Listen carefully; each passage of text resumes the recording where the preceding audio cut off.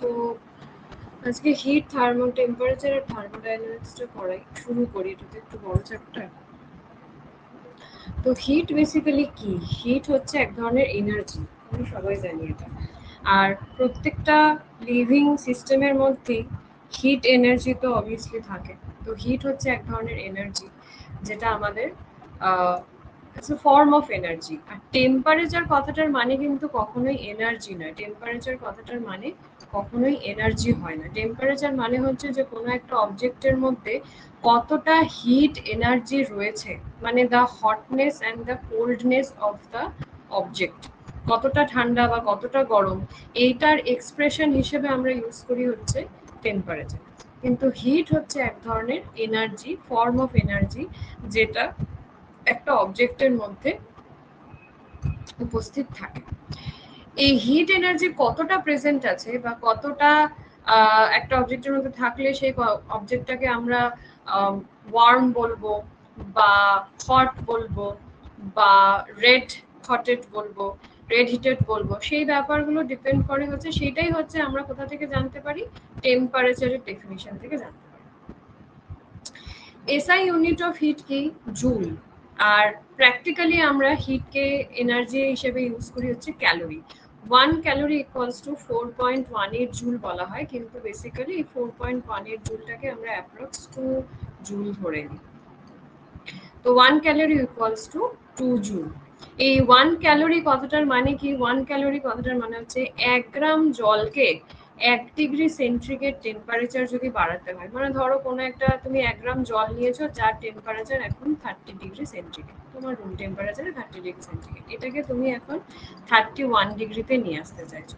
তো এই যে 31 ডিগ্রিতে নিয়ে আসলে, তো এই 31 ডিগ্রিতে এমনি এমনি হবে না, you have to put some hit.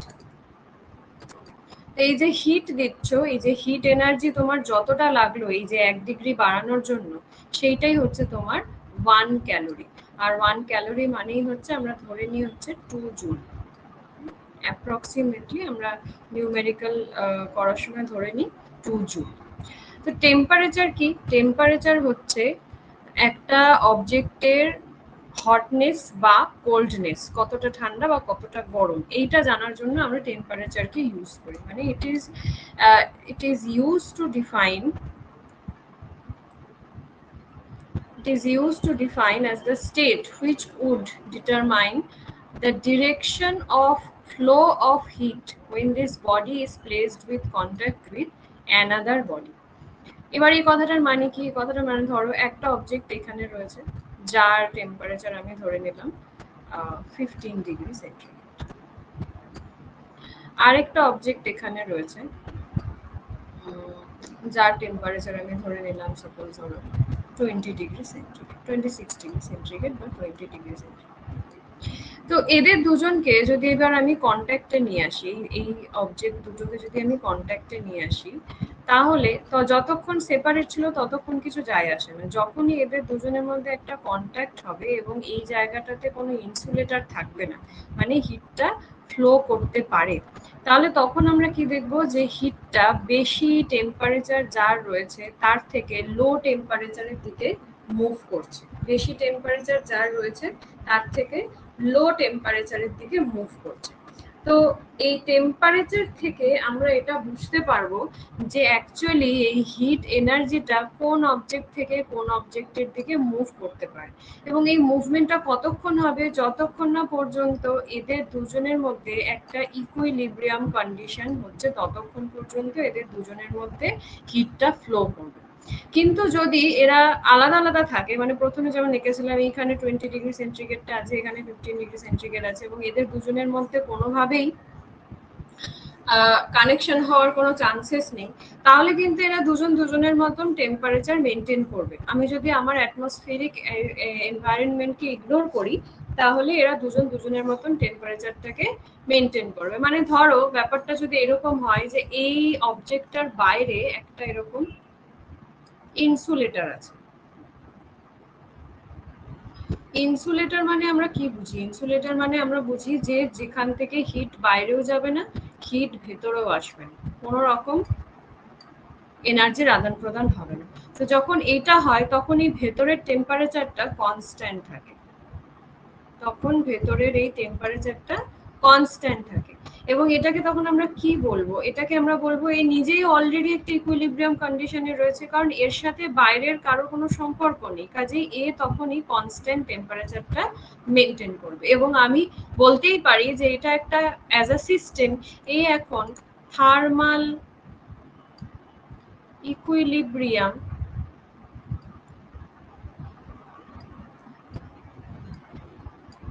কন্ডিশনে আছে। তার মানে এই ঘটনাটাও একটা থার্মাল ইকুইলিব্রিয়াম। আবার এ যখন একা একদম ইনসুলেটরের মধ্যে বসে রয়েছে, বাইরে কারোর সাথে হিট এনার্জির আদান প্রদান করছে না, তখনও আমি বলতে পারি যে এ একটা থার্মাল ইকুইলিব্রিয়াম কন্ডিশনের মধ্যে কিন্তু রয়েছে। তার কারণ এর মধ্যে কোনো হিটের আদান প্রদান হচ্ছে না এবং টেম্পারেচারটা একদম কনস্ট্যান্ট থাকছে। আর এদের মধ্যে যখন হিটের আদান প্রদান কমপ্লিট হয়ে যাবে, দুজনেই যখন একটা টেম্পারেচারে দাঁড়িয়ে থাকবে, তখন আমরা বলবো যে এদের মধ্যে ইকুইলিব্রিয়াম কন্ডিশন চলে এসেছে, সেটেল হয়ে গেছে। ক্লিয়ার? ম্যাম বলছি ফ্লাক্সটাও তো ওইভাবে ইউজ হয়, এই যে যেটা আপনি বাইরে ইনসুলেটর দিয়ে দেয়। এই ব্যাপারটা হচ্ছে, হ্যাঁ, এটা হচ্ছে ফ্লাক্সের প্রিন্সিপাল, যে বাইরে ইনসুলেটর থাকে তার জন্য হিট বাইরেও যেতে পারে না, বাইরের হিট ভেতরেও আসতে পারে না, তার ফলে ভেতরের যা টেম্পারেচার সেটা কনস্ট্যান্ট থাকে। আমরা যেহেতু ফ্লাক্স বারবার, এবার অনেকেই বলবে তাহলে ম্যাম একটা টাইম পরে তো জলটা ঠান্ডা হয়ে যায় বা একটা টাইম পরে তো জলটা নর্মাল টেম্পারেচারে চলে আসে, সেটা কেন হয়? তার কারণ আমরা বারবার ফ্লাক্সটাকে ওপেন করি ইউজ করি, সেটা তো কম্প্যাক্ট অ্যাজ ইট ইজ ভাবে তো থাকে না, আমরা বারবার খুলি আবার ঢাকনাটা লাগাই, তো এই যে খোলা পড়া হয় বারবার, তার ফলে কি হচ্ছে, বাইরের হিট ভেতরে ঢুকছে আর ভেতরের হিট আবার বাইরেও যাচ্ছে, সেইটুকু সময়ের মধ্যে একটা এক্সচেঞ্জ হচ্ছে, বাইরের এয়ারটা ভেতরে ঢুকছে যার একটা ডিফারেন্ট টেম্পারেচার আছে, তার জন্য কি হয় আস্তে আস্তে ওই টেম্পারেচার ডিফারেন্সটা কমতে থাকে, এয়ার তখন একদম সেই ইনসুলেটেড অবস্থায় কিন্তু থাকে না। যদি তুমি একদম ইনসুলেটেড অবস্থাতেই রেখে দাও তাহলে এটা অ্যাজ ইট ইজ রয়ে যাবে।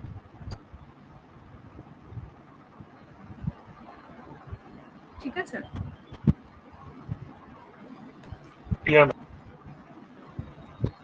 নেক্সট, এবার আমরা মেজারমেন্ট কি দিয়ে করি, আমরা যে টেম্পারেচার মেজার করি সেটা কি দিয়ে করি? অবভিয়াসলি আমাদের মেজারমেন্টের জন্য আমরা ব্যবহার করি হচ্ছে temperature scale, as well as যে ইনস্ট্রুমেন্টটা আমরা ব্যবহার করি সেটা হচ্ছে আমাদের থার্মোমিটার। আমরা কি ইউজ করি? থার্মোমিটার। থার্মোমিটারে যে কোনো থার্মোমিটারই হোক না কেন, সেই থার্মোমিটারের দুটো পয়েন্ট থাকে, একটা আপার ফিক্সড পয়েন্ট থাকে, মানে একটা ম্যাক্সিমাম লিমিট পর্যন্ত সে মেজার করতে পারবে, আর একটা লোয়ার ফিক্সড পয়েন্ট থাকে, যেটা লোয়ার পয়েন্ট একদম মিনিমাম যে টেম্পারেচারটা ক্যালকুলেট করতে পারবে, ডিপেন্ডিং আপন যে আমরা কি থার্মোমিটার ইউজ করছি। কি থার্মোমিটার বলতে অনেক রকম থার্মোমিটার হয়, একটা রুম থার্মোমিটার হয়, একটা মেডিকেল থার্মোমিটার হয়, বা অনেক সময় বিভিন্ন জায়গায় ওয়াটার টেম্পারেচার মেজার করার জন্য আলাদা থার্মোমিটার হয়। তো ডিফারেন্ট থার্মোমিটার আছে, এবার আমি কি পারপাজে ইউজ করছি তার উপর ডিপেন্ড করে কিন্তু আমার এই থার্মোমিটারের মানে রেঞ্জটা ডিফার করবে, যে আপার আর লোয়ারটা কিরকম থাকে। তো জেনারেলি ধরা হয়, যেটা জেনারেলি আমরা থার্মোমিটার যেগুলো ইউজ করি সেটার ক্ষেত্রে লোয়ারটা হচ্ছে জলে আইসের ফ্রিজিং পয়েন্ট, তার মানে 0 ডিগ্রি সেন্টিগ্রেড টেম্পারেচার, আর ওপরের টেম্পারেচারটা ধরা হয় boiling point of pure water. Boiling point of pure water কি হবে? 100 ডিগ্রি সেন্টিগ্রেড। এবং এটা কত আমরা কি জানি যে জলের যদি প্রেসার আপ ডাউন করে, তাহলে জলের বয়লিং টেম্পারেচার বাড়তেও পারে বা কমতেও পারে। যেমন পাহাড়ে যখন যাই আমরা, তখন যে সমস্যাটা হয় যে অ্যাটমসফেরিক প্রেসার কমে যায় বলে জলের বয়লিং টেম্পারেচারটা কিন্তু তখন বেড়ে যায়। তো এই যে জলের বয়লিং টেম্পারেচার আপ ডাউন করে, তাই জন্য আমাদেরকে সবসময় বলে দিতে হবে 76 সেন্টিমিটার পারদের উচ্চতার যে চাপ, মানে 1 অ্যাটমসফেরিক প্রেসার বলতে আমরা যেটা বুঝি, 1 অ্যাটমসফেরিক প্রেসারে 100 ডিগ্রি সেন্টিগ্রেড টেম্পারেচারটাকে আমরা আপার লিমিট ধরি, আর 0 ডিগ্রি সেন্টিগ্রেড টেম্পারেচারটাকে আমরা থার্মোমিটারের লোয়ার লিমিট ধরি। এটা সেন্টিগ্রেড স্কেলে যদি আমরা ইউজ করি, তাহলে আমাদের কতগুলো স্কেল আছে টেম্পারেচার মেজার করার জন্য। একটা হচ্ছে সেলসিয়াস স্কেল, যার লোয়ার পয়েন্ট হচ্ছে 0 ডিগ্রি সেন্টিগ্রেড, আপার পয়েন্ট হচ্ছে 100 ডিগ্রি সেন্টিগ্রেড। এটা ডিজাইন কে করেছিলেন আন্দ্রে সেলসিয়াস। তারপরে 2 নম্বর হচ্ছে ফারেনহাইট স্কেল। ফারেনহাইট স্কেলের কিন্তু মেল্টিং পয়েন্ট 32 ডিগ্রি ফারেনহাইট আর বয়লিং পয়েন্ট যেটা 212 ডিগ্রি ফারেনহাইট। এটা গ্যাব্রিয়েল ফারেনহাইট বলে একজন সায়েন্টিস্ট ডিজাইন করেছিলেন। কেলভিন স্কেল এসআই পদ্ধতিতে টেম্পারেচারকে মেজার করার যে স্কেল সেটাই হচ্ছে আমাদের কেলভিন স্কেল। কেলভিন স্কেল এর আগেও আমরা পড়েছি, গ্যাস লজে পড়েছি, অনেক গ্যাস লজেই মেনলি ইন্ট্রোডিউস হয়েছে কেলভিন স্কেলে। কেলভিন স্কেলকে আমরা কি ধরি, 0 ডিগ্রি সেন্টিগ্রেড মানে হচ্ছে 273 ডিগ্রি সেন্টিগ্রেড, তাই না? Sorry, 273 kelvin. Kelvin 0 degree centigrade মানে 273 ডিগ্রি কেলভিন। তো এই স্টিম পয়েন্ট তাহলে কি আরো 100 ডিগ্রি যোগ করতে হবে, এটার সাথে আরো 100 যোগ করতে হবে, তাহলে 373 কেলভিন বেরোবে। এটা ডিজাইন করেছিলেন কেলভিন, এবং এই কেলভিন স্কেল হচ্ছে এসআই সিস্টেমে টেম্পারেচারের ইউনিট। সমস্ত জায়গায় কেমিস্ট্রি বলো, ফিজিক্স বলো, স্ট্যান্ডার্ড টেম্পারেচার স্কেল হিসেবে কেলভিন স্কেলকেই ব্যবহার করা হয় ইউনিভার্সে। আরো দুটো স্কেল আছে, জাস্ট নাম দুটো জেনে রাখবে, একটা হচ্ছে রুমার স্কেল আর একটা হচ্ছে র্যানকাইন স্কেল। রুমার স্কেল আর র্যানকাইন স্কেল। এবার যেটা তোমাদেরকে মনে রাখতে হবে সেটা হচ্ছে relationship between this temperature scales. কার কার মধ্যে? সেন্টিগ্রেড, ফারেনহাইট আর কেলভিন। দেখো সেন্টিগ্রেডের সাথে তো তোমরা অলরেডি সম্পর্কটা জানো, ডিগ্রি সেন্টিগ্রেডের সাথে অলরেডি সম্পর্কটা জানো যে 0 ডিগ্রি সেন্টিগ্রেড মানে 273 কেলভিন। তার মানে যত ডিগ্রি সেন্টিগ্রেড টেম্পারেচার হবে সেটার সাথে 273 কেলভিনকে যোগ করতে হবে, তবে গিয়ে আমি কেলভিনে কনভার্ট করে দিতে পারবো। আর যদি ফারেনহাইটের সাথে সম্পর্ক বের করতে হয় তাহলে সেন্টিগ্রেড C/5 = F-32/9। এই কনভার্সনটা কিন্তু ভীষণ ইম্পর্টেন্ট। সেন্টিগ্রেডের সাথে কেলভিনের সম্পর্কটা ইম্পর্টেন্ট, আর তার সাথে সেন্টিগ্রেডের সাথে ফারেনহাইটের C/5 = F-32/9। এটা হচ্ছে সেন্টিগ্রেড আর ফারেনহাইটের মধ্যে সম্পর্ক। কোনো নিউমেরিক্যাল করতে গেলে কাজে লাগে। Types of thermometer. কি কি ধরনের থার্মোমিটার আমরা পাই? Clinical thermometer. ক্লিনিক্যাল থার্মোমিটারটা কি, এর কিন্তু রেঞ্জটা খুব শর্ট, কারণ এটা শুধুমাত্র আমাদের কিসের জন্য কাজে লাগে? হিউম্যান বডি টেম্পারেচার মেজারমেন্টের জন্য কাজে লাগে। এবার হিউম্যান বডি টেম্পারেচার তো খুব বেশি টেম্পারেচারের রেঞ্জে ওঠানামা করে না, তাই জন্য মোস্টলি এটা মার্ক করা থাকে 96 ডিগ্রি ফারেনহাইট থেকে 110 ডিগ্রি ফারেনহাইট, এতও লাগে না। আবার যদি ডিগ্রি সেলসিয়াসে বলি তাহলে 35 ডিগ্রি থেকে 42 ডিগ্রি সেলসিয়াস। আচ্ছা বলো তো মানুষের শরীরের নরমাল টেম্পারেচার কত?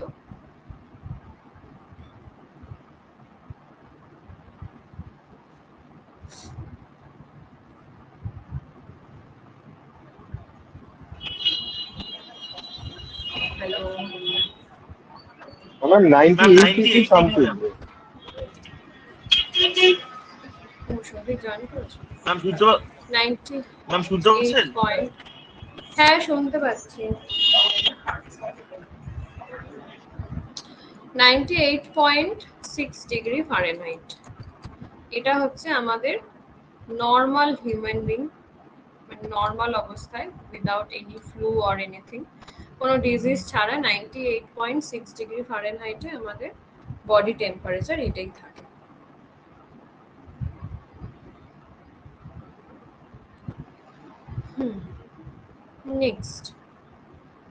নেক্সট হচ্ছে ইলেকট্রনিক থার্মোমিটার। ইলেকট্রনিক থার্মোমিটার হচ্ছে যেটা বেসিক্যালি এক ধরনের, এর মধ্যে একটা কন্ডাক্টর দেওয়া থাকে। কন্ডাক্টর মানে কি? What is conductor? ম্যাম যে কন্ডাক্ট করে, যে মানে ওটাকে মানে মিডিয়াম, মানে টাচিং ফ্যাক্টর যেটা হয়, মানে মিডিয়ামে কাজ করে একটা, বলতে পারেন ফ্লো এর জন্য একটা মিডিয়ামের কাজ করে। হ্যাঁ, কার ফ্লো? হিটের ফ্লো, মানে এনার্জি ফ্লো। হ্যাঁ সেটা বলো, heat conduct, energy flow. Heat conduct করতে পারে। আরেকটা হতে পারে যে ইলেকট্রিসিটি কন্ডাক্ট করতে পারে।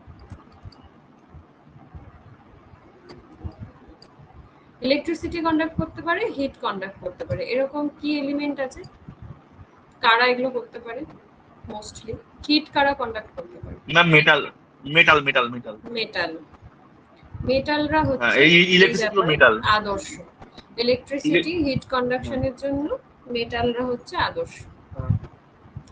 তো এই যে ইলেকট্রনিক ডিভাইস থাকে থার্মোমিটারের, এর ভেতরে একটা খুব ভালো যে কোনো একটা ভালো কন্ডাক্টরকে অ্যাকচুয়ালি প্লেস করা হয়, যার সাথে টেম্পারেচার বাড়লে কমলে পরে যে একটা ইলেকট্রনিক সার্কিটের মধ্যে এই টেম্পারেচারটাকে শো করতে পারে। ইলেকট্রনিক সার্কিটের মাধ্যমে আমরা ডিসপ্লেতে টেম্পারেচারটা শো করতে দেখি। এই যে এখন যে ইলেকট্রনিক থার্মোমিটার গুলো হয়ে গেছে, যেগুলোতে 1 মিনিট সময়ের পরে একটা টি করে শব্দ হয়, টেম্পারেচারটা ডিসপ্লেতে ফুটে ওঠে। এখানে হচ্ছে বেসিক্যালি ইলেকট্রনিক কন্ডাক্টর ইউজ করা হয়, যেটা কিনা একটা মেটাল দিয়ে তৈরি। তার মধ্যে দিয়ে যখন হিট এনার্জিটা পাস হয়, তখন তার রেজিস্ট্যান্সের উপর ডিপেন্ড করে ইলেকট্রনিক সার্কিটের মধ্যে ডিসপ্লেটা শো করে। রেজিস্ট্যান্স এটসেট্রা এখন ডিসকাস করছি না, আবার ইলেকট্রিসিটি তো এর পরের চ্যাপ্টারেই শুরু করব, তখন বলবো। হিউমিডিটি। হিউমিডিটি বলতে কি বোঝায়? হিউমিডিটি বলতে একদম সহজ কথাই হচ্ছে এয়ারের মধ্যে যতটা পরিমাণ ওয়াটার ভেপার আছে সেটাকেই হচ্ছে আমরা হিউমিডিটি বলবো। অ্যাটমসফিয়ারের মধ্যে যে ওয়াটার ভেপার পরিমাণ রয়েছে তাকে আমরা হিউমিডিটি বলি। এবং হিউমিডিটি যদি সিম্পল হিউমিডিটি যদি আমাকে এক্সপ্রেস করতে হয়, তাহলে সেই ক্ষেত্রে কিন্তু আমাকে অবশ্যই air volume along with atmospheric temperature আমাকে মেনশন করতে হবে যে হিউমিডিটি বা আমার ওই অতটা পরিমাণ এয়ারে কতটা ওয়াটার ভেপার প্রেজেন্ট আছে, এই ব্যাপারটা আমাকে বলার জন্য এয়ার ভলিউমটা ফিক্সড হতে হবে, আর কত টেম্পারেচারে আমি মেজার করছি সেটা বলতে হবে। এবার হিউমিডিটি দু রকম হয়, একটাকে বলে অ্যাবসলিউট হিউমিডিটি, একটাকে বলে রিলেটিভ হিউমিডিটি। আমরা যে অনেক সময় বলি না যে এত বেশি হিউমিডিটি হয়েছে যে আমাদের খুব ঘাম হচ্ছে, যেটা কলকাতায় খুব বেশি হয়, এক্সেসিভলি ঘাম হয়। তো সেটা হয় হচ্ছে বেসিক্যালি সেইখানে যে হিউমিডিটিটা এক্সপ্রেস করা হয়, ওয়েদার ফোরকাস্টে যে হিউমিডিটি বলা হয়, সেটা হচ্ছে রিলেটিভ হিউমিডিটি বলা হয়। তার আগে অ্যাবসলিউট হিউমিডিটিটা কি একটু দেখে নিই। অ্যাবসলিউট হিউমিডিটি মানে হচ্ছে ইউনিট ভলিউম অফ এয়ার। মানে ধরো তুমি 1 সিসি এয়ার নিয়েছো, unit volume of air 1 CC air. এই 1 সিসি এয়ারের মধ্যে যতটা ম্যাক্সিমাম পরিমাণ ওয়াটার ভেপার থাকতে পারে সেটাকে আমরা কি বলবো? সেটাকে আমরা বলবো হচ্ছে অ্যাবসলিউট হিউমিডিটি। এবং এটাকে আমরা কিভাবে ডিনোট করব? গ্রাম পার মিটার কিউব। কিউব আসবে ভলিউমের জন্য, আর গ্রাম হচ্ছে ওয়াটার ভেপারের মেজারমেন্ট। তাহলে পার মিটার কিউব বা পার সিসি এয়ারে কতটা ওয়াটার ভেপার প্রেজেন্ট আছে সেটাই হচ্ছে আমার অ্যাবসলিউট হিউমিডিটি। এটাতে কোনো জটিলতা নেই। রিলেটিভ হিউমিডিটি, রিলেটিভ কথাটা যখনই আসে তখনই আমাদেরকে মাথায় রাখতে হবে যে এটা হচ্ছে একটা রেশিও বা একটা কম্প্যারিজন, একই কোয়ান্টিটির মধ্যে comparison. So the ratio of amount of water vapor present in a given volume of air at a given temperature. মানে ধরো তুমি 1 মিটার কিউব এয়ার নিয়েছো 30 ডিগ্রি সেন্টিগ্রেড টেম্পারেচার, ঠিক আছে? তাতে তোমার আমি ধরে নিলাম যে 2 গ্রাম অফ H2O ভেপার আছে, এটা ধরে নিলাম। To the amount of water vapor required to saturate the same volume of air at the same temperature. এই যে 1 মিটার কিউব এয়ার ভলিউম নিয়েছি 30 ডিগ্রি সেন্টিগ্রেড টেম্পারেচারে, একে স্যাচুরেট করার জন্য, স্যাচুরেট মানে maximum amount of water vapour that can be present at this temperature in this amount of air. এতটা পরিমাণ এয়ারের মধ্যে এই টেম্পারেচারে ম্যাক্সিমাম যতটা ওয়াটার ভেপার থাকতে পারে সেটা ধরে নিলাম 4 গ্রাম, কিন্তু আছে 2 গ্রাম। এখন ওয়াটার ভেপার আছে 2 গ্রাম, কিন্তু ম্যাক্সিমাম স্যাচুরেশন হওয়ার জন্য থাকতে পারে 4 গ্রাম। এদের দুজনের মধ্যে যে রেশিওটা হবে সেটাই হচ্ছে আমার রিলেটিভ হিউমিডিটি। তাই রিলেটিভ হিউমিডিটির কিন্তু কোনো রকম ইউনিট হয় না, বা একে অনেক সময় পার্সেন্টেজে কনভার্ট করে এক্সপ্রেস করা হয়। দেখবে ওয়েদার ফোরকাস্টে পার্সেন্টেজ হিসেবে বলে রিলেটিভ হিউমিডিটি, পার্সেন্টেজে কনভার্ট করে। So the air having moisture content equal to its humidity capacity is called saturated air. এবার যদি ধরে নিই যে 1 মিটার কিউব এয়ার আমি নিয়েছি 30 ডিগ্রি সেন্টিগ্রেড টেম্পারেচার এবং তাতে 4 গ্রাম ওয়াটার ভেপার প্রেজেন্ট রয়েছে, তার মানে এই এয়ারটা হচ্ছে স্যাচুরেটেড। ওয়াটার ভেপার এর থেকে বেশি আর এর মধ্যে থাকতে পারে না, তাহলে আমি এয়ারটাকে বলবো স্যাচুরেটেড এয়ার। কত ডিগ্রি টেম্পারেচারে? 30 degree centigrade temperature. Humidity capacity, যে টেম্পারেচারটাকে বারবার কেন মেনশন করতে হচ্ছে, তার কারণ হচ্ছে টেম্পারেচারের সাথে হিউমিডিটির একটা ডিরেক্ট সম্পর্ক আছে। টেম্পারেচার যত বাড়বে, হিউমিডিটি মানে capacity of air to have water vapour increase করবে। এয়ারের ওয়াটার ভেপার ক্যারি করার ক্যাপাসিটি বাড়তে থাকে, এটা ডিরেক্টলি প্রপোর্শনাল। তাই জন্য আমাকে টেম্পারেচারটা সবসময় মেনশন করতে হবে যে আমি যখন হিউমিডিটি এক্সপ্রেস করব। ক্লিয়ার?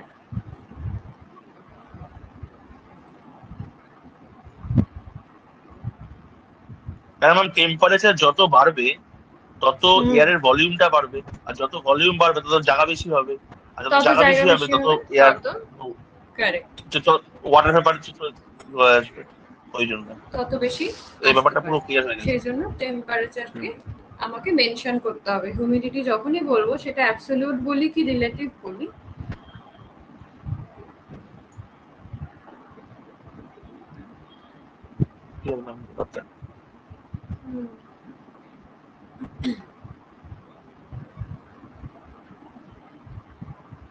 ওকে। নেক্সট হচ্ছে থার্মাল এক্সপ্যানশন। আচ্ছা, থার্মাল এক্সপ্যানশন তোমাদের এর আগে জানো? ও সলিড চ্যাপ্টারে পড়লাম মেকানিক্যাল প্রপার্টিজ অফ সলিডস, সেখানে বলেছিলাম হিট দিলে পরে এক্সপ্যান্ড করে। যাই হোক, সেখানে ডিটেলে ছিল না, শুধু আমি ওরালি বলেছিলাম। তো থার্মাল এক্সপ্যানশন হচ্ছে টেম্পারেচার চেঞ্জ হলে পরে থার্মাল এক্সপ্যানশন কিন্তু আমরা সলিডেও পাই, আবার ফ্লুইডেও পাই। ফ্লুইড বলতে লিকুইড গ্যাস দুটোই। গ্যাসের ক্ষেত্রে তো আমরা কতগুলো লই পড়লাম, যে টেম্পারেচারের সাথে ভলিউমের সম্পর্ক কি, আবার টেম্পারেচার ফিক্স থাকলে প্রেসারের সাথে ভলিউমের সম্পর্ক কি। এইখানে আমরা শুধু সলিড আর লিকুইডটা পড়ব। তো টেম্পারেচারের ডিফারেন্স হলে, টেম্পারেচারের ডিফারেন্স হওয়া মানে কি? টেম্পারেচারের ডিফারেন্স হওয়া মানে হচ্ছে তোমার হিট এনার্জিতে ডিফারেন্স হচ্ছে। কারোর টেম্পারেচার ধরো 35 ডিগ্রি সেন্টিগ্রেড আর কারোর টেম্পারেচার ধরো 10 ডিগ্রি সেন্টিগ্রেড, তো তার কার মধ্যে হিট বেশি আছে?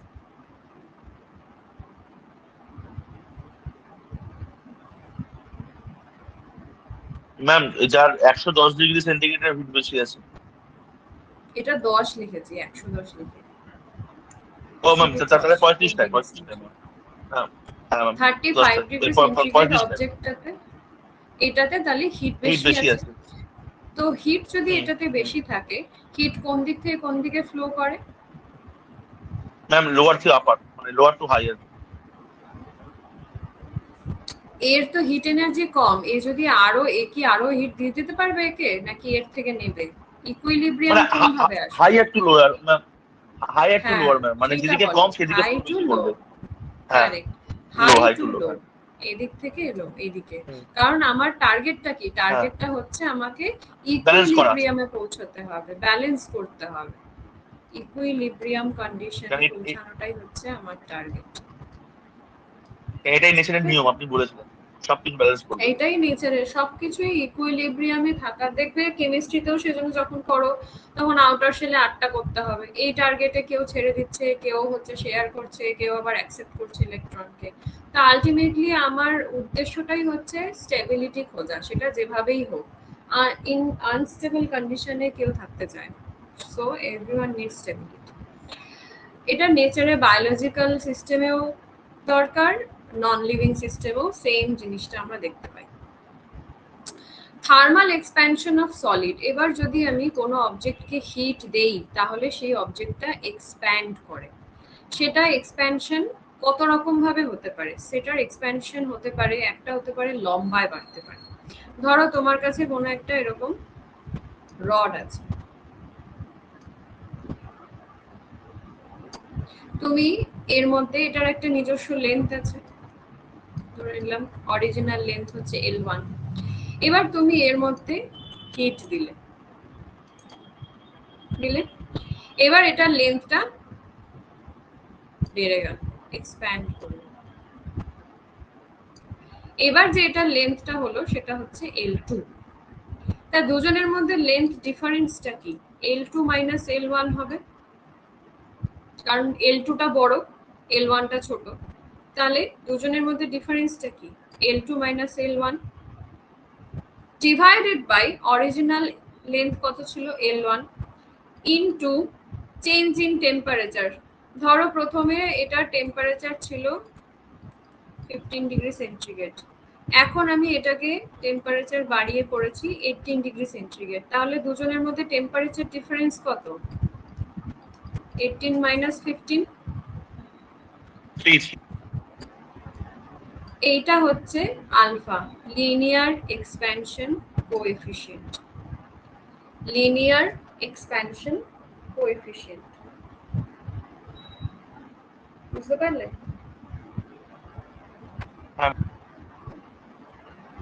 হ্যাঁ ম্যাম। নেহা, ক্লিয়ার? হ্যাঁ ম্যাম, বুঝেছি। তাহলে ওপরে আমাকে বসাতে হবে change in length, change in length যেটাকে আমি ডেল্টা এল বলবো। চেঞ্জ ইন লেন্থ মাথায় রাখবে, এটা কিন্তু অনেকেই গুলিয়ে পরে করে ফেলে, কি পড়ার সময় অতটা ভালো করে খেয়াল করে না, পরে গিয়ে মানে মাথায় এটাই বসে যায় যে চেঞ্জ যে লেন্থটা হয়েছে সেটা মানে L2 এর ভ্যালুটা, এটা কিন্তু নয়, L2 মাইনাস L1, মানে দুজনের যে ডিফারেন্সটা হয়েছে সেইটা আমাকে বসাতে হবে। যে প্রথমে হয়তো আমার 10 সেন্টিমিটার লেন্থ ছিল, এখন 12 সেন্টিমিটার হয়েছে, তার ডিফারেন্সটা কত? ডিফারেন্স হচ্ছে 2 সেন্টিমিটার, সেইটা আমাকে বসাতে হবে। 12 সেন্টিমিটার কিন্তু নয় ফর্মুলাতে, অঙ্ক আসবে না, but the concept should be clear. সেই জন্য বলছি যে আলফা ইকুয়ালস টু মানে কোএফিশিয়েন্ট অফ লিনিয়ার এক্সপ্যানশন কি বসাবো? Change in length delta L divided by original length L1 যেটা প্রথমে ইনিশিয়ালি ছিল, তারপর হচ্ছে চেঞ্জ ইন টেম্পারেচার, আমি যতটা টেম্পারেচারে চেঞ্জ দেখতে পাচ্ছি, যতটা টেম্পারেচার আমি বাড়িয়েছি, the difference of the original temperature and the final temperature. এবার খেয়াল করে দেখো, ওপরেও লেন্থ আছে, নিচেও লেন্থ আছে, তার মানে এই লেন্থের ইউনিট আর এই লেন্থের ইউনিট তো কেটে যাবে। তো পড়ে থাকলো কি? শুধু ডিগ্রি সেন্টিগ্রেড পড়ে থাকলো, টেম্পারেচারের ইউনিটটা ডিগ্রি সেন্টিগ্রেড। এবার সেটা হচ্ছে নিচে আছে, তার মানে পার ডিগ্রি সেন্টিগ্রেড হচ্ছে লিনিয়ার কোএফিশিয়েন্টের ইউনিট পার ডিগ্রি সেন্টিগ্রেড, কারণ ওপরে লেন্থ নিচে লেন্থের ইউনিট কেটে গেল, পড়ে থাকলো শুধু টেম্পারেচারের ইউনিট। তাহলে পার ডিগ্রি সেন্টিগ্রেডটা হচ্ছে আমার লিনিয়ার কোএফিশিয়েন্টের ইউনিট। নেক্সট যেটা আমরা দেখব সেটা হচ্ছে সারফেস এরিয়াতে যদি ইনক্রিজ হয়। সারফেস এরিয়ার ইনক্রিজ কিরকম? মানে আমরা যদি লেন্থ বরাবর না দেখি, ধরো আমাদের কাছে একটা কিউব মতন কিছু রয়েছে,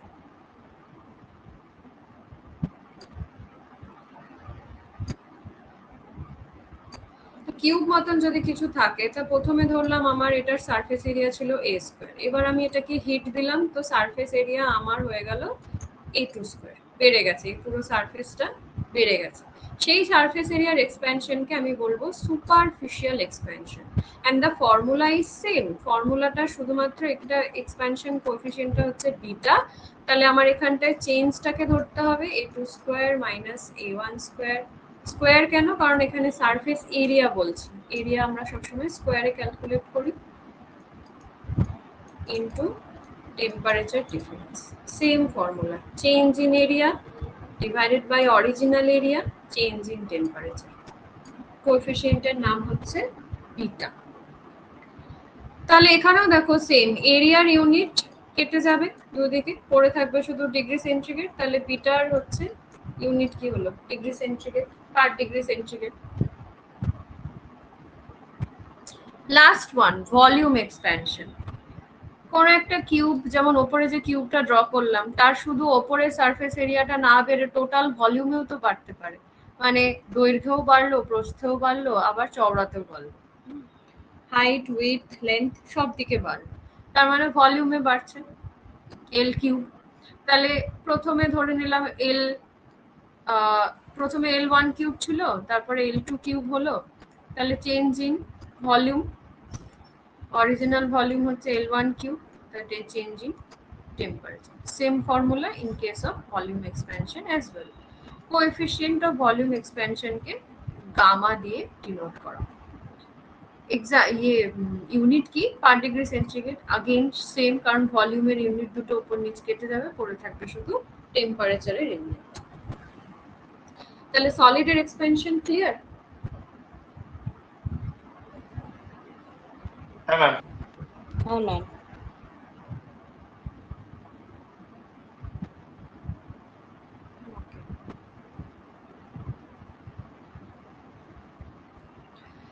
নেক্সট হচ্ছে লিকুইড। লিকুইডের ক্ষেত্রে একটা সমস্যা আছে। দেখো, যখন আমরা কোনো সলিডকে হিট দেই এক্সপ্যান্ড করে, মানে সেটা লেন্থ ওয়াইজ বাড়ুক, সারফেস এরিয়া ওয়াইজ বাড়ুক, যেভাবেই বাড়ুক, আলটিমেটলি কি হয় যে আমাদের মেজার করার জন্য কোনো অসুবিধা হয় না, আমরা ডিরেক্টলি মেজার করতে পারি, সেটা লেন্থ হোক কি এরিয়া হোক কি ভলিউম হোক, আমরা এগুলো ডিরেক্ট মেজার করতে পারি। এবং সলিডকে আমরা, কোনো সলিড মেটেরিয়াল যদি থাকে তাহলে আমরা তাকে কি করতে পারি, ডিরেক্ট হিট দিতে পারি, কোনো সমস্যা নেই। সমস্যাটা কোথায় হয়, যখন আমরা লিকুইড নিয়ে নিই। লিকুইডের ক্ষেত্রে সমস্যা কি হয়, লিকুইডের ক্ষেত্রে যেটা সমস্যা হয় সেটা হচ্ছে যে লিকুইডকে আমরা ডিরেক্ট হিট দিতে পারি না। তো কথাটার মানেটা কি দাঁড়ালো? কথাটার মানেটা এটাই দাঁড়ালো যে আমরা যদি কোনো লিকুইড নেই, তাহলে লিকুইডটাকে কি করতে হবে, আমাদেরকে কোনো একটা পাত্রের মধ্যে লিকুইডটাকে নিতে হবে। এবার এই যে পাত্রটা নিয়েছি, এটা কি, এটা তো একটা সলিড, এ তো বাড়বে এক্সপ্যানশন। তার মানে লিকুইডের যা এক্সপ্যানশন হচ্ছে সেটা একা একা ঘটছে না, তার সাথে একটা সলিড কন্টেনার আছে যার এক্সপ্যানশনটাও সাথে সাথে ঘটছে। এবং শুধু লিকুইডের এক্সপ্যানশনকে সেই জন্য আমাদের পক্ষে ক্যালকুলেট করাটা ডিফিকাল্ট হয়ে, কারণ লিকুইডকে তুমি তো ডিরেক্ট হিট করতে পারবে না, আমাকে কোনো না কোনো কন্টেইনারের হেল্প নিতেই হবে, এবং সেই কন্টেইনারটা হচ্ছে সলিড হবে। এবার মোস্ট কেসেসের ক্ষেত্রে আমরা কন্টেইনার যেগুলো ইউজ করি সেগুলো কিসের হয়?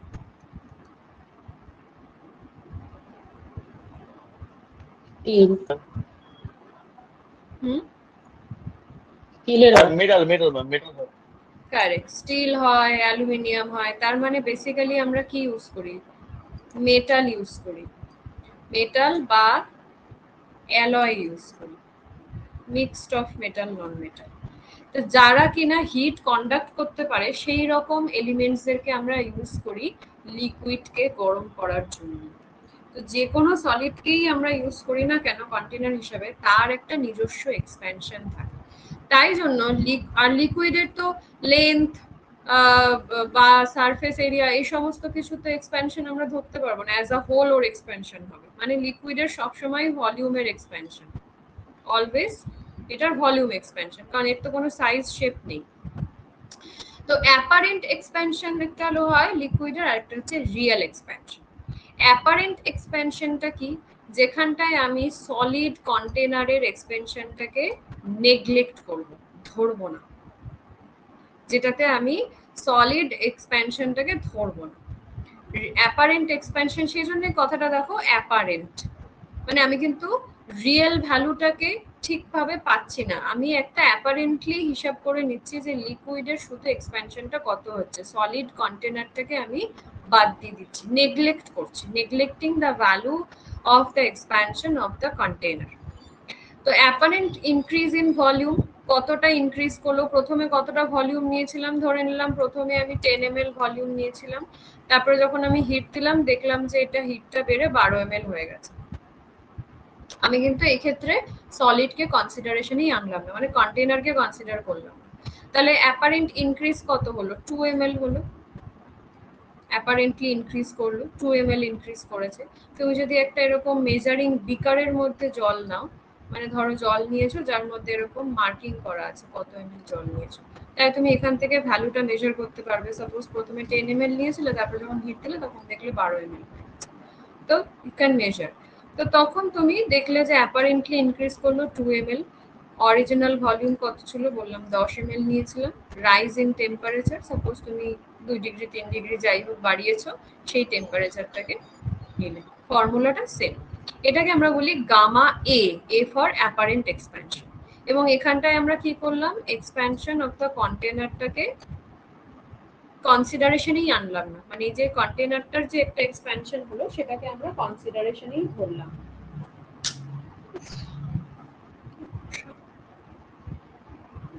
রিয়েল এক্সপ্যানশন, রিয়েল এক্সপ্যানশনটা কি, রিয়েল এক্সপ্যানশনটা তাহলে বুঝতেই পারছো যে এই ক্ষেত্রে আমাকে কি করতে হবে, এই ক্ষেত্রে আমাকে সলিড যে কন্টেনারটা নিয়েছি তার এক্সপ্যানশনটাকেও যোগ করতে হবে। তার মানে অ্যাপারেন্ট এক্সপ্যানশন তো রয়েছে, তার সাথে আমাকে সলিডের এক্সপ্যানশনটাকে যোগ করতে হবে। তাহলে যদি আমি সেটা করি তবে গিয়ে আমি রিয়েল এক্সপ্যানশনটাকে পাবো। এটা হচ্ছে রিয়েল এক্সপ্যানশন, মানে আলটিমেটলি লিকুইডের অ্যাজ আ হোল কতটা ভলিউমে এক্সপ্যান্ড করবে। তার মানে তখন আমাকে এই কন্টেনারের এক্সপেনশন ক্যালকুলেট করতে হবে অ্যাজ ওয়েল অ্যাজ অ্যাপারেন্টটাকেও ক্যালকুলেট করতে হবে। দুটোকে যদি করি তাহলে আমি রিয়েল এক্সপেনশন পাবো। ক্লিয়ার? হ্যাঁ ম্যাম। না না কিছু কনফিউশন আছে নাকি? এত আস্তে করে একটা কেমন কনফিডেন্স ছাড়া হ্যাঁ না না ম্যাম, বৃষ্টি বৃষ্টি ওয়েদার তো না, একটু বেশ জীবনে ওয়েদার, তাই একটু আচ্ছা নাকি? হ্যাঁ ম্যাম।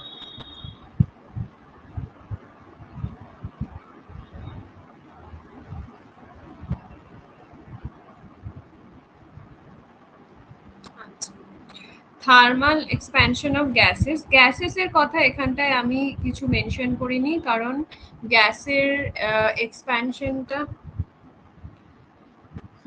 গ্যাসের এক্সপ্যানশনটা বেসিক্যালি আমরা গ্যাস লজ এর চ্যাপ্টারেই মেইনলি পড়েছি। আর গ্যাসের এক্সপ্যানশন তো সলিড লিকুইড এদের কারোর সাথে কোনো বিশেষ মিল নেই, অর্ডিনারি টেম্পারেচারেও গ্যাস অনেক বেশি এক্সপ্যান্ড করে সলিড লিকুইডের তুলনায়।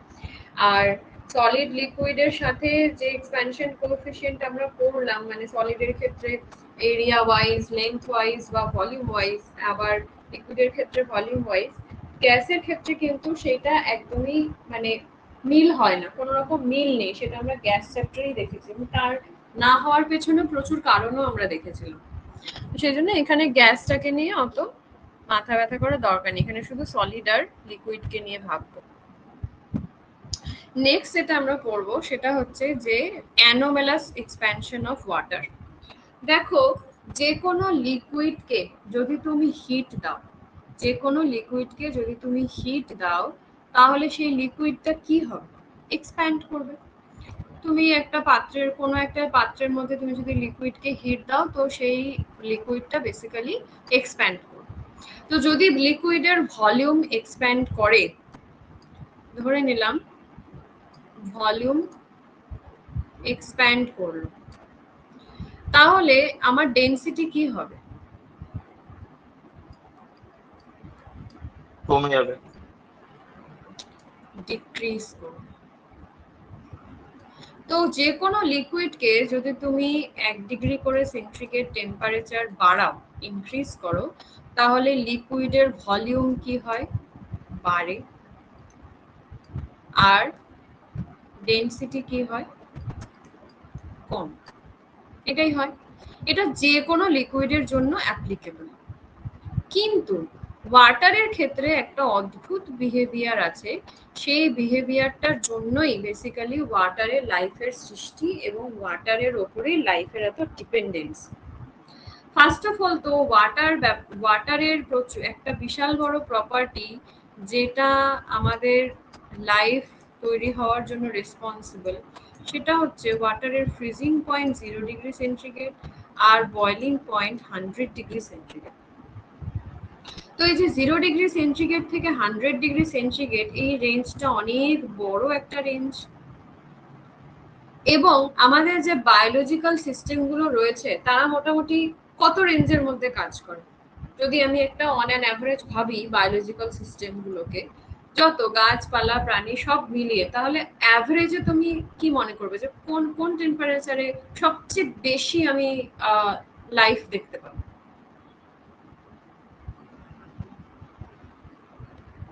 20 to 25. 20 35 ধরতে পারো। 35 মান 35 হ্যাঁ, I'm 20 35 তুমি ধরতে পারো, কারেক্ট। খুব লোয়ার রেঞ্জ হলে 20 তুমি ধরতে পারো। একটু বড় করে যদি ভাবি, 20 থেকে 40-এর মধ্যেই আমি সব রকম প্রাণী গাছপালা সবাইকে মোটামুটি পেয়ে যাবো, কিছু বাদ ছাড়া।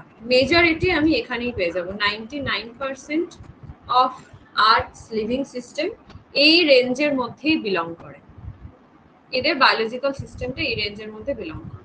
তো এই যে একটা রেঞ্জ, এই রেঞ্জটা তো জলের রেঞ্জের একদম একদম মিডল রেঞ্জ, কোনো অসুবিধাই নেই। এর থেকে জল আরো অনেক দূর টেম্পারেচার পর্যন্ত লিকুইডই থাকে, কোনো অসুবিধা নেই। এটা একটা সবচেয়ে বড় কারণ যে ওয়াটারের মধ্যে লাইফ, ওয়াটারের সাথে লাইফের এত বড় একটা সম্পর্ক, এত ডিপ রিলেশনশিপ। 2 নম্বর যেটা কারণ সেটা হচ্ছে যে অ্যানোমেলাস এক্সপ্যানশন অফ ওয়াটার। ওয়াটারে কি হয়, ধরো তুমি টেম্পারেচার দিয়েছো, এই যে 0 ডিগ্রি সেন্টিগ্রেড, এই পাশে হচ্ছে ভলিউমের জায়গা, মানে ভলিউম বাড়ছে এক এক করে, এই পাশে হচ্ছে টেম্পারেচার বাড়ছে।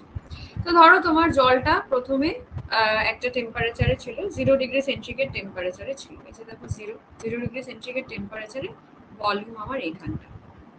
এবার আমি 0 থেকে 1 ডিগ্রি সেন্টিগ্রেড টেম্পারেচার করলাম, ভলিউমটা কি হওয়ার কথা ছিল, আমি একটুকে কি বললাম, 1 ডিগ্রি করে বাড়বে, ভলিউমও বাড়বে, বাড়বে না? অন্য লিকুইডের ক্ষেত্রে তুমি ঠিক সেটাই দেখবে।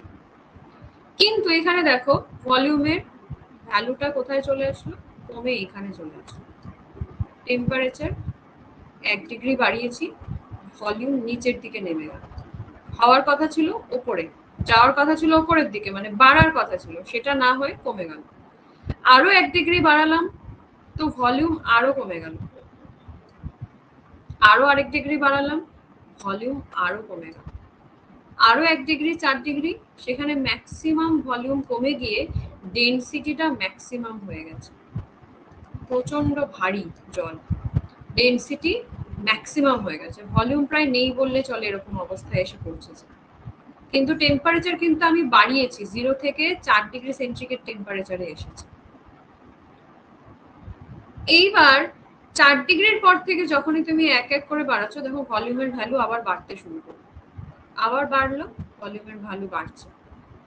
4 degree, 5 degree, 6 degree, 7 degree, 8 degree, 9 degree, 10 ডিগ্রিতে আসলো, ভলিউম পুরো অনেক বেড়ে গেছে। 11 ডিগ্রি, ভলিউম আরো বেড়ে গেছে। 8 ডিগ্রিতে এইরকম, 9 ডিগ্রিতে এইরকম, মানে ভলিউমের ভ্যালু বাড়ছে আফটার 4 ডিগ্রি সেন্টিগ্রেড টেম্পারেচার। এবং 4 ডিগ্রিতে দেখো ভলিউম সবচেয়ে লোয়েস্ট, যেখানটায় আমি যদি ডেনসিটির সাথে গ্রাফটা বানাই, তাহলে ভলিউম প্রথমে কি হচ্ছিল, কমছিল, তাহলে ডেনসিটি যদি হয় ভাবি, তাহলে ডেনসিটি হিসেবে সেটা উল্টো যাবে। এই যে ডেনসিটি বেড়েছে, ডেনসিটি আরো বেড়ে গেল। 4 ডিগ্রি সেন্টিগ্রেড টেম্পারেচার যেখানে ছিল, যেখানটায় আমার ভলিউমটা বেসিক্যালি কোথা থেকে, এইখান থেকে নেমে প্রায় শূন্যে এসে মিলেছিল, এইখানে এসে মিলেছিল, সেই সময় ডেনসিটি দেখো ওয়াটারের এত, তবে ডেনসিটি হচ্ছে হাইয়েস্ট আর ভলিউমটা হচ্ছে lowest at 4 degree centigrade temperature. 4 degree centigrade টেম্পারেচারে জলের ভলিউম ডেনসিটি থাকে হাইয়েস্ট আর ভলিউম থাকে লোয়েস্ট। এরপর থেকে অন্যান্য লিকুইডের মতনই বিহেভ করে, যে 5 ডিগ্রি সেন্টিগ্রেড টেম্পারেচার বাড়লে ভলিউম বাড়বে, ডেনসিটি কমবে, যেমন অন্য লিকুইডরা করে। কিন্তু 0 to 4 ডিগ্রি রেঞ্জে, 0 থেকে 4 ডিগ্রি সেন্টিগ্রেড টেম্পারেচার রেঞ্জে জল উল্টো বিহেভ করে। এবার এই বিহেভটা হওয়ার বেনিফিটটা কি, what is the benefit of this anomalous expansion? এই এক্সপ্যানশনটাকে বলে অ্যানোমেলাস এক্সপ্যানশন, মানে নর্মাল যে এক্সপ্যানশনটা অন্যান্য লিকুইডের ক্ষেত্রে হয়, সেটা ওয়াটারের ক্ষেত্রে হচ্ছে না, পার্টিকুলারলি এই টেম্পারেচার রেঞ্জটাতে। এই জন্য এটাকে অ্যানোমেলাস বিহেভিয়ার বলে, নর্মাল থেকে একটু সরে গিয়ে একটা বিহেভিয়ার শো করছে। এটা হওয়ার জন্য লাভটা কি হয়, ধরো কোনো একটা লেক আছে, লেকের বাইরে টেম্পারেচার ফ্রিজিং এর দিকে যাচ্ছে, টুয়ার্ডস ফ্রিজিং, রাশিয়া টাশিয়ার ওদিকে যেমন প্রচন্ড ঠান্ডা পড়ে, তো টুয়ার্ডস ফ্রিজিং মানে 0°C দিকে এগোচ্ছে টেম্পারেচার। তো ধরো প্রথমে 10 ডিগ্রি ছিল, তারপরে আস্তে আস্তে টেম্পারেচার নামতে নামতে কোথায় আসছে 8 ডিগ্রি, 7 ডিগ্রি, 6 ডিগ্রি, 5 ডিগ্রি। যেই 4°C টেম্পারেচার হচ্ছে, যখনই 4°C টেম্পারেচার হচ্ছে, তখন কি হচ্ছে, জলের এই যে জলটা আপার লেয়ার তো আগে 4°C টেম্পারেচারে পৌঁছাবে, কারণ এর সাথে বাইরের অ্যাটমসফিয়ারের সংস্পর্শটা বেশি। নিচের জল তো আগে পৌঁছাবে না, নিচের জল পরে পৌঁছাবে, আগে আপার সারফেস লেয়ারটা পৌঁছাবে। তো এই যে আপার সারফেস লেয়ারটা এখন 4°C পৌঁছে গেল, এই জলটার এখন ডেনসিটি কি হাইয়েস্ট, মানে খুব ভারী জলটা, ডেনসিটি এক্সট্রিমলি ডেন্স। এ কি করবে, নিচের দিকে সিঙ্ক করে, এই ওপরের লেয়ারটা নিচের দিকে সিঙ্ক করে আসে। ও নিচের দিকে নামে বলে নিচের লেয়ারের জল উপরে আসে, কারণ ভ্যাকেন্ট স্পেস তো হতে পারে না, নিচের লেয়ারের জল উপরে আসে, হাইলি ডেন্স জলটা নিচের দিকে আসে। এবার বাইরের টেম্পারেচার তো 4°C থেমে থাকবে না, এটা আরো নামতে থাকবে, 3 ডিগ্রি, 2 ডিগ্রি, 1 ডিগ্রি, 0°তে এসে পৌঁছাবে। যখন 0°তে আসলো, তখন এই যে ভারী জল, এ তো নিচে অলরেডি নেমে গেছে, এবং ওপরে যে লেয়ারটা এখন অ্যাটমসফেরিক টেম্পারেচারের কাছে সংস্পর্শে এসেছে, সে এখন 0°তে পৌঁছেছে, এবং বাইরে যেহেতু টেম্পারেচার 0°, এটা বেসিক্যালি বরফ হয়ে গেছে, ওপরের লেয়ারের জল বরফ হয়ে গেছে। এবার যখনই এই ওপরের লেয়ারটা সলিড হয়ে গেল, তখন এই বরফ বেসিক্যালি এখন ইনসুলেটরের মতন কাজ করবে। নিচের লিকুইড ওয়াটারের সাথে এই ওপরে অ্যাটমসফিয়ারের একটা মাঝখানে ওয়াল তৈরি হয়ে গেছে। নিচের জলটা বেসিক্যালি 4°C টেম্পারেচারই ফিক্সড হয়ে যায়, আর ওপরে 0°C টেম্পারেচার থাকে। সেজন্য খেয়াল করে দেখবে, যত লেক বা অ্যাকোয়াটিক বডি থাকে যেগুলো বরফ হয়ে যায়, তার ওপরের মোটা একটা লেয়ার হচ্ছে বরফ হয়ে যায়, কিন্তু তার নিচের সমস্ত জলটা লিকুইডই থাকে, ঠান্ডা থাকে, কিন্তু সেটা টেম্পারেচার 4°C থাকে আর লিকুইডেই থাকে। পুরো পুকুরটা বা পুরো লেকটা কি বরফ হয়ে যায়? হয় না, জাস্ট দ্য আপার লেয়ার। এটা হওয়ার কারণই হচ্ছে এটা। এবার এই যে নিচের জলটা 4°C থাকলো, এটাতে লাভটা কি হলো, নিচের যত অ্যাকোয়াটিক লাইফ আছে তারা সবাই বেঁচে গেল। কারণ 0°C টেম্পারেচারে যদি পুরো জলটা ফ্রিজ হয়ে যেত, তাহলে নিচে যত অ্যাকোয়াটিক লাইফ আছে, মাছ বা অন্যান্য প্রাণী, তারা সবাই তো ফ্রিজ হয়ে যেত, সবাই মরে যেত, কেউ সার্ভাইভ করতে পারতো না। আমাদের পোলার রিজিয়ন বা এই যে রাশিয়ার যে সমস্ত জায়গায় -°C টেম্পারেচারে চলে, সেই সমস্ত জায়গার অ্যাকোয়াটিক লাইফ কি থাকে, পেঙ্গুইন থাকে, শিল থাকে, তারপরে বেশ কিলার ওয়েলস এটসেট্রা, এরা অনেক বেশি থাকে ওখানটায়, আরো বেশ কিছু পাখি এরা থাকে। সেই সমস্ত জলের মধ্যে আরো অনেক রকমের মাছ থাকে, যারা এই জলটাতে বেঁচে থাকে এই 4°C টেম্পারেচারটার জন্য। যদি পুরো জলটা ফ্রিজ হয়ে যেত, তাহলে ঠান্ডার জায়গায় যেখানে জল বরফ হওয়ার টেন্ডেন্সি থাকে, মানে শীতকালের দিকে 0°C নিচে টেম্পারেচার নেমে যায়, তাহলে সেখানে অ্যাকোয়াটিক লাইফ বলে কিছু থাকতো না, সব মরে যেত। So this is very important for the life below frozen lake. জমে যাওয়া লেকের নিচেও সমস্ত মাছ বা অ্যাকোয়াটিক প্রাণী সবাই বেঁচে থাকে due to this behaviour. Clear?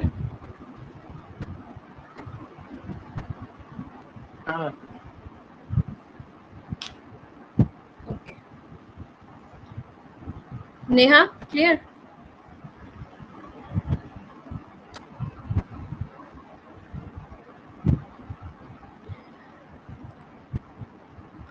আচ্ছা, আজকে এই পর্যন্ত রাখছি। নেক্সট ডে থেকে স্পেসিফিক, হ্যাঁ এবার শুনতে পেলাম। হ্যাঁ ম্যাম, নেক্সট ডে থেকে আরো এগোবো। এটা একটু বড় চ্যাপ্টার আছে, একটু টাইম লাগবে শেষ হতে, বাট চ্যাপ্টারটা ইজি, কনসেপচুয়াল, বোঝার জায়গা বেশি রয়েছে, মুখস্থ অত নেই। তাহলে আজকে এখানে ক্লাস এন্ড করছি, আমি নোটটা পাঠিয়ে দিচ্ছি, বাড়িতে পড়ো। Okay ma'am, thank you. Okay, okay ma'am.